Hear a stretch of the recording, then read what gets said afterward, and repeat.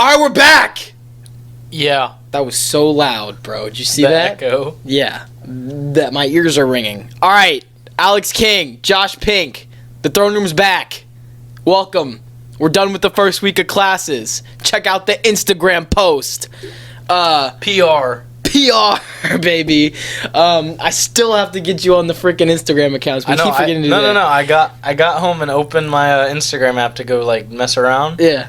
And it just had login, and it was just the throne room and the thing. I was like, oh. Wait, no way. Wait, you're already in there? No. It was the login, but it was the username, not the password. Oh, that's weird. Okay, well, we'll get you on that. We've been sitting here for like an hour. I should have done it while you were eating. I had to eat my Subway. Yeah, should have done it while we were eating. We got a lot to talk about. I'll be honest with you. We got formats. We're organized. Oh, we're organized. We got this dude came up with what do they call it? Segments. Names. Yeah, we got like 4 new segments, right? Human centipede of content. Listen, I don't condone that statement, but I'll roll with it. We're going with it. How was your first week of classes? It was good. I got a pretty busy schedule. It's like Mondays and Wednesdays. I don't get to eat lunch. I just get to much down on a P3. Yeah, that's how my Tuesdays and Thursdays are. Tuesdays, Thursdays, I got this 5-hour gap in between my classes, and I could work out, but you or I could go to bed. But you go to bed. I did half and half. Okay, that's fine. Hey, we'll get better at it. Let's go work out one day together at the Red. One day. Only one day, and then we're done. We got a lot to talk about. You want to go ahead and list just the segment names? We don't have to go into the whole thing. So we'll see. Let's just introduce the segments. We'll see what the feedback is. So introduce the segments. We got the first up. We're gonna talk about sports, obviously. Our roots. Oh yeah. His roots. Oh yeah. My roots. Oh yeah. And that sports segment is units and eulogies. Wins and I didn't want to make it wins and losses. Fire. Yeah. Everyone's got wins and losses of the week. We got units and eulogies. Fire. So then we're going to follow it up with a segment we introduced last week. Last week it was Twitter Top 10, but now we're calling it Blowing Up the Phone. Smoky Flames. A little more trendy. Smoky Flames. And so we'll go through stuff, because it was more than just Twitter. We look at some Daily Mail stuff we saw that caught our eye. Mm-hmm. And so we'll go through that normal stuff that was popping up during the week that we saw. Yeah. And then after that, we have a segment called Might I Recommend. It's where we get our little fire pick up on our little stuff that we pick up throughout the week, our little 2-day hobbies that we get really into. Yeah. And if we ever get sponsors, oh yeah, might I recommend those sponsors? Oh yeah. And I'm serious. Oh, you know what? I thought of this kind of I don't mean to interrupt you, but I thought of a goal while I was posting the last Instagram post, because I tagged A&M Engineering, the core. And the entire core. Why not? No, you don't want to be involved. No. You don't. Well, I tagged him anyway. So then I just tagged the university, and the first like on the post was TAMU Engineering, the very first one. So A&M, become a sponsor of the show. I'm already paying you mad cash. I give you money, you give it back to me. Yes, exactly. It's a scholarship. So I can give it back to you. Think of it like a scholarship. We're recommending the school. At least I am as far as engineering goes. Yeah. So, endorse me. Endorse the show. You know what I'm saying? But anyway, continue. Then, if we get a big topic we want to discuss, like we got today, we'll finish up the episode with a segment called "What's Poppin'." Oh yeah, that's fire. That's what we'll do. We'll talk about. That's gonna be a good poppin'. One. And that's gonna be a good one today, guys. We're talking about Kanye West. So. Yeah. We're getting a little theological maybe towards the end. So stay tuned for that. While you're thinking about it, go subscribe on YouTube, follow the Instagram and Twitter pages. It's at the Throne Room. There's links on the Instagram on how to become a patron on patreon.com/the Throne Room. If you're listening on Apple or not, not Apple, but that little purple Apple podcast icon or iTunes. Yeah. Or Spotify. But I was saying on Apple Podcasts, you can go give it a 5-star rating and go write a review. Doesn't matter what you say, you can write, Josh has a fire shirt on right now. Nothing like publicity. Any publicity is good. This is actually my Hellcat shirt. Hellcat 21. My roommate got it for me. I told him I would shout out to Mac Anderson. Mac Anderson, shout out to the old lady. He got a matching one, but it's a different color so that we're not exactly matching. Right. But it's good. It's got poker cards, skulls, Hellcats, cigars. Nice. Stogies. All right, let's jump into it. All right, units and eulogies, folks. I'm so excited to be on this show right now. No, I came up with these names. I was like, yeah, these are fire. Okay, so right off the bat, congratulations to the LSU football team. SEC West. You know, as Aggies, we are in the SEC West, so a win for our division is a win for A&M to some degree, because now we're playing, winners. We're playing winners. We're playing the winners. National winners. Oh yeah, I mean, you think of the dynasty that Alabama is coming from. I mean, come on, we're playing those guys. Now it's the same thing with LSU, and I'm impressed because hey, we play Clemson. Anyway, so we're playing both of the teams that played in the national championship together, plus Alabama, plus Auburn. We're playing amazing teams, and I've said it on the show multiple times. Our schedule is second to none. I mean, we have the hardest schedule this season, and nobody's talking about it. And y'all want to talk about how TU is back? That is garbage. Okay, who have they played? Oklahoma? Ooh. What defense does Oklahoma have? They don't have Clemson's defense, they don't have LSU's defense, and they don't have Alabama's defense, so I don't want to hear it. Barstool UT, come at me. Barstool A&M, sponsor the show. I tagged them too.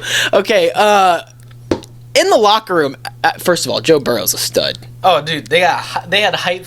That was like salting the wound for Clemson. They had hype videos. Yeah, professionally recorded videos of them celebrating. Oh, yeah. Oh, man. Yo, the most, fire thing that Joe Burrow could have done, he threw, his second-to-last touchdown pass, and he's walking over to Coach O. Give me the ring. Put the ring on my finger, Coach. Meanwhile, he already got sized for it before the game started. Yeah, so. I know. So, baller. But Odell Beckham thinks that he's, the spokesperson for all of Louisiana State University. Yeah. So he's in the stands, and he thinks that he's a first-class, high-class citizen. Imagine if you were me. Yeah, he was coming down from the heavens to help the Cajuns. Yeah. Imagine. No, I'm talking about the video I seen on Twitter. Oh yeah. So imagine you or me in the stands. A security guard has a megaphone, right? And he's while this guy's holding the megaphone, he's stealing this guy's megaphone, and he's screaming into. I don't even know what he was saying. Yeah, you can't tell, but he's just mumbling and just hey, dude, if anyone did that, if any one of us did that, a layperson, not named Odell Beckham Jr., we would get imprisoned. And then he's gonna. He didn't get imprisoned for the megaphone. He got imprisoned. Well, first of all, let's go chronologically. Okay, so that was during the fourth quarter, okay, or during the game. I don't know what quarter it was. After the game, he's given money daps. Yeah, he's just to Jordan. He's giving him money daps to Jordan Jefferson. Okay, the second best wide receiver in LSU history, debatable. Okay, and Odell Beckham's in that conversation. Let's be honest. But Jordan Jefferson put up some freaking numbers this season. Okay. I think his last name's Chance. I don't know. Yeah, he scored almost 3. He scored 2 touchdowns in the Natty. But giving money daps to the receivers, okay, and then in the locker room, all right, controversy on why the cop was messing with that player. Some say it's racist. Some say because they weren't supposed to be smoking cigars in the locker room. Yeah, okay, but why would you go to that one player? That's true. Everyone was smoking stogies. They didn't go up to Joe Burrow. And there's video of him smoking stogies. You know what I mean? So, I don't know. Some say it's racist. I don't want to make that claim because we just see that little clip. We don't see the whole story, so I don't want to make such a claim like that. It's just that's the controversy behind it. So, once we get more information, we'll comment on it. But anyway, so Odell Beckham obviously has to be on camera. So, he's in the background lurking. And he has to be the star. Oh, he has to be the star. Okay. So, he thinks it's a good idea. And listen, let's just say that it wasn't racist, okay? Yeah. Let's just say it wasn't racist, it's just some routine checking. But the move he made... Oh, yeah. Let's just say it wasn't racist, and then we'll go into what if it is, okay? His combo attack he chose. So it's not racist. Odell Beckham, hey, bud, you can't slap a cop on the butt. He good gamed him. He said good game. You good can't game, do officer. it. You can't do it. It's just, okay, now let's say it is racist. Now let's say the cop's being racist. Do you go up to racists and slap them on the butt? Is that what we're doing now? Yeah, you don't good game like a white nationalist. Dude, hey, Hitler. Good game, pal. Oh, I know. No! It's like off to the corner and then it's the focus. He's like, Yeah. Yeah, I did it. And the cop doesn't know how to respond. He's like, what just happened? He's in shock. Beckham Jr. just slapped me on the rear. Yeah, what does this mean? Okay, so now he's getting he's getting charged with simple battery, right? Something like that. Minor battery or something like that. Dude, you in any scenario, I don't care if the cop's being racist or not. You can't slap a cat. You can't slap. You can't slap anyone on the rear unless it's a good game. Especially a cop. Like, I can see if someone's actually being racist. Like, okay, you might have a little more leeway there. You know, like, hey, if someone calls like an African American person just a straight N-word to their face, you might have some grounds to get away with slapping them around a bit, obviously, and you probably should. Not on the not rear. A cop. Yeah, not on the rear either. Why would you go for it's that? Not a power move. That's just... No. Yeah, I don't know what that was. So OBJ, listen, pal, you need some PR help. You and AB need to get good PR. Oh, I mean, look, Odell the Beckham guy, Jr., the man that passed around money and slapped a cop on the rear. Look, dude, he had to be on something, because especially from what he was trying to say. Hennessy. Yeah, I don't know what he was on, but OBJ, listen, pal, come on the show. Come on the show. We'll talk about what goes through your head. You can slap me on the rear. I'm down with it. You know, it's whatever. In addition, we talked about Jason Garrett a couple weeks ago. Dude wants to be petty, you know, because he obviously sees all this stuff on social media about how Cowboys fans have disenfranchised him. And, you know, come on. Every single Cowboys, at least I would say 90 to 95% of all Cowboys fans in the last 2 years to now said that they want Garrett out of Dallas. Oh, yeah. So he sees that. I mean, you want to be petty, so what do? You go to a division rival. You go become the offensive coordinator for the New York Giants. The face. The face of the offense for Saquon Barkley. Dude. I mean, look, I understand the move. It's been done before. You know, if you want to stay in the division, you want to play the Cowboys, you want to beat the Cowboys, and whoever coach that they're going to hire, well, they hired the Packers coach, but yeah. So, man, petty move by Jason Garrett, and you know, I really can't blame him because he's getting a lot of heat from his own fan base. So, also, Luke Kuechly. I don't think you understand how good Luke Kuechly. Yeah, Luke Kuechly. He goes. I didn't add Luke Kuechly on the itinerary, so you gotta have to remember to talk about that. This man said Luke Kuechly. Yeah, I don't know who he is. Yeah, you have no idea. Okay, now. I in high school, now I'm not trying to bring up like glory days, but in high school I played linebacker, and my senior year I had like 104 tackles about, okay, which is like, yeah, that's a pretty high number for a linebacker, but that's like what you should be getting as a linebacker. Yeah. This dude's played 8 seasons in the NFL with the Carolina Panthers. 7 of those years he went to the Pro Bowl, okay? Now listen, the first 4 years he was in the NFL, he didn't have cable in his house because all he was watching on his TV was game film. Huh. 7 out of 8 years in the NFL, he was a Pro Bowl linebacker. This man was averaging like 130, 140 tackles a season. He was insane. He was like 6'3", 240, and you know he retired early because of his concussions, because of injuries. I mean, he didn't play really at all this season as much as he should have. Last season didn't really play a lot either. So, which leads me to wonder. I mean, we have Andrew Luck's retiring early. We have now Luke Kuechly. We have Gronkowski retiring early. We have all these guys retiring early, and you know, mid to late 20s. You know, and you know, do I like it? Yeah. I mean, because, look, you've made your money, obviously. Yeah. If you play your cards right, you know, you can still... You can live whatever life you want. Oh, yeah. For the rest of it. I mean, if you do... Let's say Tony Romo started his commentating career, you know, 7 years before he did. He would probably be in better shape physically, and he would be making a lot more money broadcasting. Yeah. You know, and I'm not saying that every player should retire early because, you know, it's not for everyone. Obviously, Tom Brady's doing great, you know. He's gonna still be throwing the ball on like crutches. Like. Dude, he's playing 20 years. He's gonna play well, not yet. He's still technically a free agent, but we'll see how that goes. But I mean, I saw the Instagram post. Yeah. I'm not going nowhere. Yeah, well, it's debate. I don't know. He said that, but the way he said it is what. Open-ended, but yeah, we'll talk about it when it comes up. But anyway, do I like the fact that NFL players are retiring early? Yes, especially for a linebacker or a running back. I mean, Now I think, well, see, but see, I was gonna say that he should do what Marshawn Lynch is doing, where you take a couple years breaks off and then come back to kind of give your brain a recovery. But Marshawn Lynch hasn't had the concussions that Luke Kuechly had, so I guess I can't really say that because Luke Kuechly's had some concussions. So, for a player like a linebacker or running back or anyone where like you're getting head trauma every single play, you need to relax. 8 years in the NFL is a lot. Yeah, take a victory lap. Go work for ESPN or go be an analyst or go start a podcast. You imagine how many people, if I'm Luke Kuechly and I start like a NFL podcast, how many much traction I'm going to get that first episode I put out? Not me.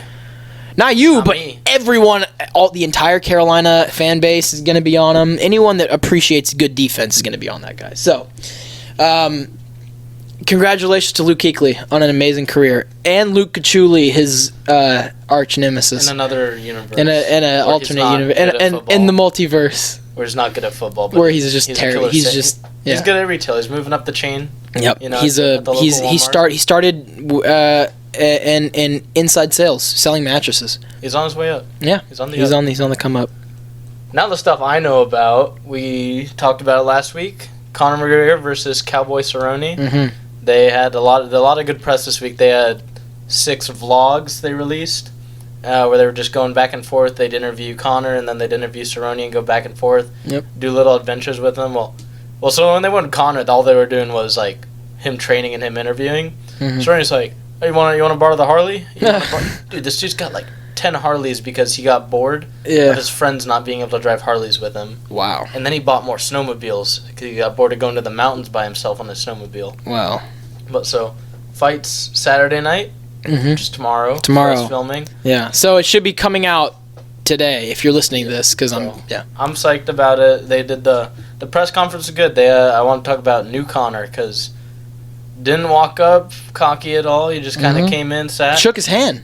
Twice. Yeah, well, when he walked up and then when he left, he shook his hand. It turned into like a little buddy cop movie because they get up there, they just want to talk about the fight. Dana White just wants to talk about the fight. No one wants to talk about all the legal issues behind Conor. Yeah. And all the press guys are like, Conor, how will your pending sexual assault and battery and assault charges affect this fight? Yeah. And Dana White's like, he already did the interview. And then Conor's just sitting there like, I don't want to talk. We're just here to talk about it. And then Cerrone's like, why don't you shut up? Yeah. But Cerrone was intimidating. He comes out in this. So Conor's like, is that alligator? Just sitting across having a conversation. He goes, no, it's python. It's all python. He's got this full black python skin suit. And he's got his big wide brim cowboy hat. And the light over them, you can't even see. Just see the end of his beard. And he's just sitting there like. Yo, Conor grew out his beard too. Yeah, he did. That thing grew out. And I didn't realize like how. I mean, I know UFC fighters aren't like necessarily jacked, at least some of them, but like I knew Conor McGregor. He's a freaking athlete. Dude's a lean, fit, fighting machine. Yeah, and I didn't realize how short. Well, the height comparison between these two guys. Short compared to Cowboy Cerrone. Cowboy Cerrone's a tall guy, but he's string bean. Yeah, string bean guy. But he's still got that power. Oh my gosh, that's the thing. That just blows my mind. I mean, I still dream about his one knockout on Aldo. Oh yeah, I've seen. Yes, that was bad. Yes, but yeah. So just a little overview of the fight. So Cerrone's up there in his age. Mm-hmm. I don't know. I haven't really been able to narrow down what he wants out of this fight. He just wants to fight because he's like, I guess he's getting toward the end of his career. Yeah. He's like, I just want a few more good shows. Yeah. But in one of the interviews, because he's a takedown guy. He's used to doing submissions on the ground. And Conor's been training stand-up. He wants to keep the game up because he knows he can't beat Cerrone on the ground. Yeah. And Cowboy's like, I'll stand up the whole time. We'll just go back and sling it back and forth. And if they don't take it to the ground, it'll still be a good fight. Just the two of them dogging it out like Conor and Diaz were. Yeah. But I mean, dude, the range on that, it's got to be. There's a differential there for sure. They want to take it the full rounds. Yeah. Just like slug it out. Yeah. That'd be pretty good. I mean, I really hope it's not like him and. I hope it's really not like him and not him.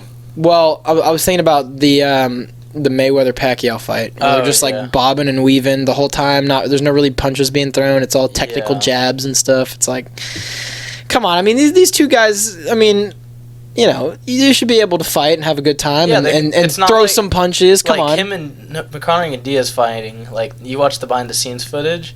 Oh, it was a blood feud. It was like, this isn't a fight anymore. I don't want to kill him. Yeah. But this one, they have mutual respect for each other. They're ready to get in the ring and do a good show. Now, it was new Connor, and he was like, since he started this fight camp, he hasn't had a drop of alcohol. Wow. And he's just been like sticking to his diet, and he's like focused on his comeback. Yeah.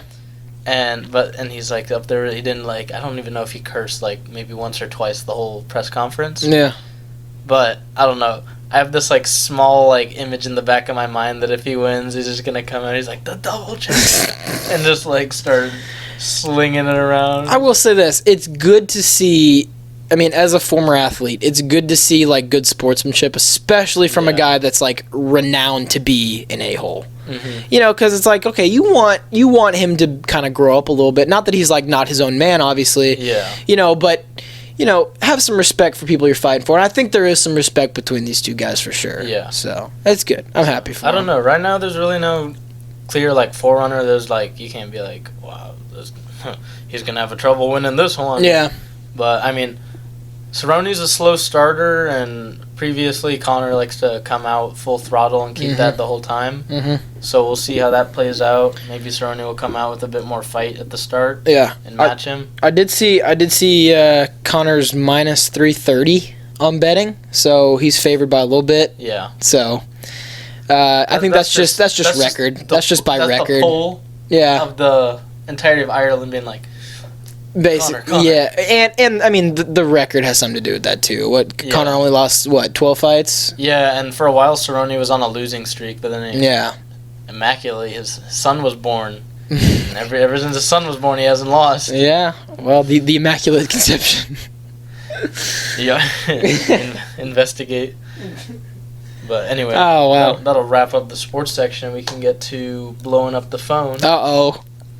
And first thing we had down, I don't know, did you see the Democratic National debate? I didn't watch it, but I watched highlights because... Yeah, so did you see the specific clip where they, like, just basically blew off Bernie? No, I read about... It wasn't something like because Warren accused Bernie of saying that she can't beat Donald Trump because she's a woman or something that. So she said that, and the reporter's like, what was going through your mind when you said that, Bernie? And he was like... Well, I didn't say that, and he goes on for, like, a good amount of time saying, like, there's no way I said that because, look, in the, like, 70s, I was fighting. I was getting arrested for women's rights and stuff. He's talking about all that. Right.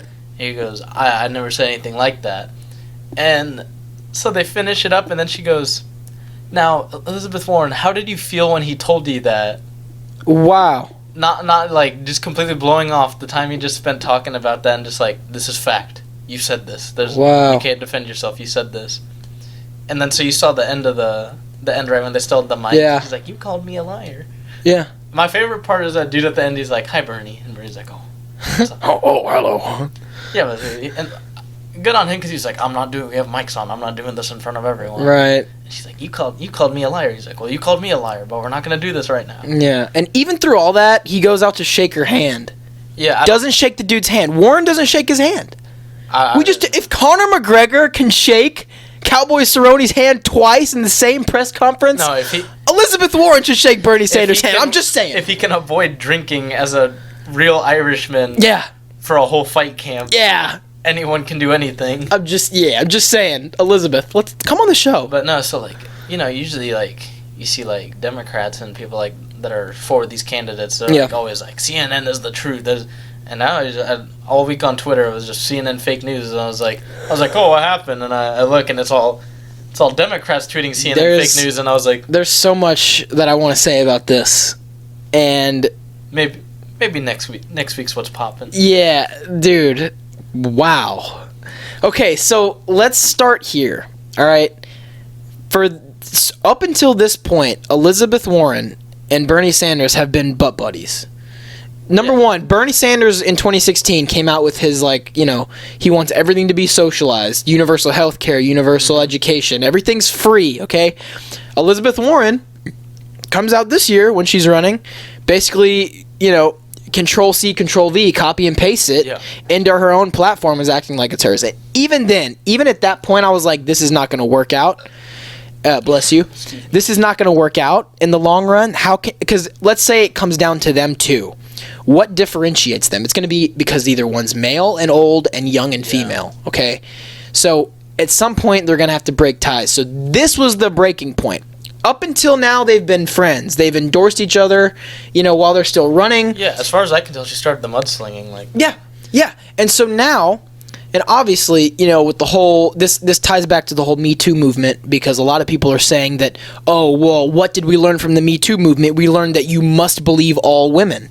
And that's just a ridiculous, this is the self-destructing kind of thing on the left, is like, all right, we get that in some cases you should believe women. Obviously, when people are you can't automatically reject what a woman is saying, but you can't automatically accept it either. Same thing for guys. That's with everything. You gotta. There's due process. There has to be evidence. There has to be a real basis for your claims. Yeah. And here, Warren's making a claim that is unbased. It's not. It doesn't have any validity to it, because that's a great point. All that she said was just, we talked about this, so she just talked about it with the moderator. There's no proof, and that doesn't necessarily mean that it didn't happen per se, because a conversation could have happened. But the fact of the matter is, Bernie Sanders was getting in prison for fighting for women's rights in the 70s. His name is on the line, his reputation, and because he's got plenty of female voters too. Right.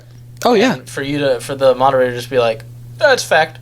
Right. That's going to cost him. That could cost him a lot in the long run. Yeah. I think, so, again.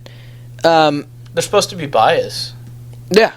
Well, it should be unbiased. Or unbiased. It should be unbiased, but there is a bias. So we learned from the Me Too movement two things. That these news outlets that are covering all this are biased. Yeah, and both sides too. And it's for sure. Fox is biased as well. Okay. Absolutely, there's no doubt about it.